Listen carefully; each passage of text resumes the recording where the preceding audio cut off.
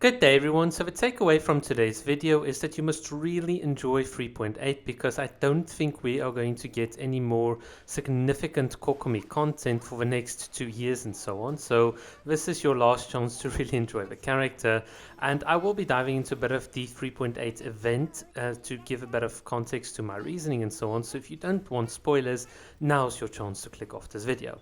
But assuming you want to stay on, let's talk about it. So in the 3.8 event, Kokomi very clearly says to Klee that nope, I am 100% human. I think this is Hoyo's way of saying to us that nope, there is no real big grand plan for having Kokomi revealed as having some dragon blood or anything interesting.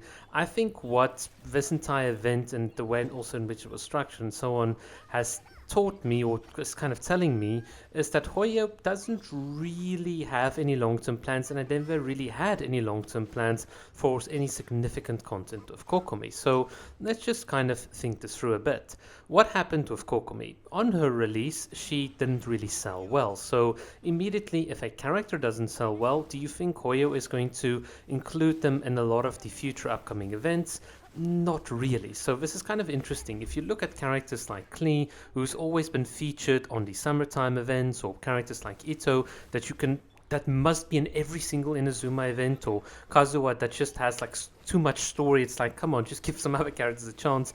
It's very obvious that Hoyo kind of discriminates between different characters and how much screen time we do get for the different characters and so on. And it's obvious that even in Kokomi's flagship event in 2.4, the Inkonomiya event, that she was largely absent. It was like, okay, Kokomi, we're going to go down. We do the whole Inkonomiya event. We come back up. We report, yes, ma'am, it all went well. And nothing. And that is basically what we got. So obviously there was like a small little cameo appearance for Kokomi in one of the events where she was speaking to Yai. But most significantly, we only really saw Kokomi again here in 3.7. Once again, just a short part of the event where she was duking it out with Yai. I think honestly they just use her as a filler character rather than giving her meaningful content in the previous patch.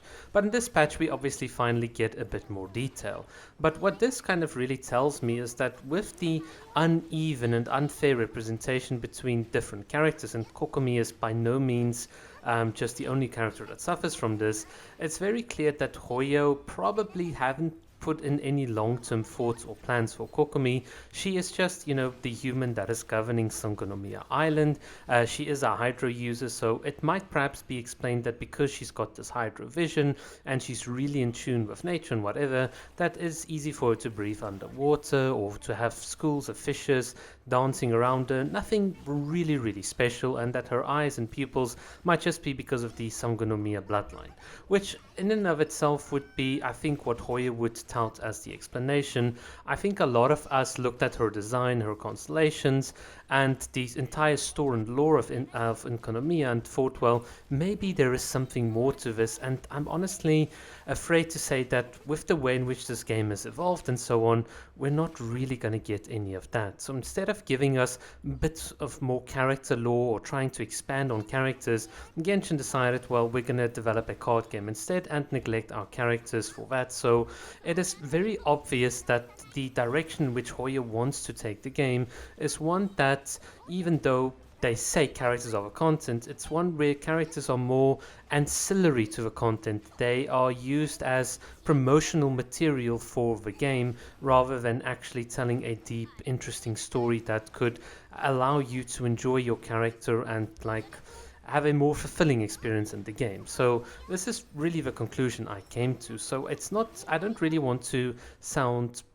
like damning here, but I do think we need to really start tempering down our expectations. As Kokomi mains, we need to accept that Kokomi is like a very competent leader in the Watatsumi Island, and from a story and gameplay perspective, she will, like a lot of the other characters, have a minor role in for the foreseeable future.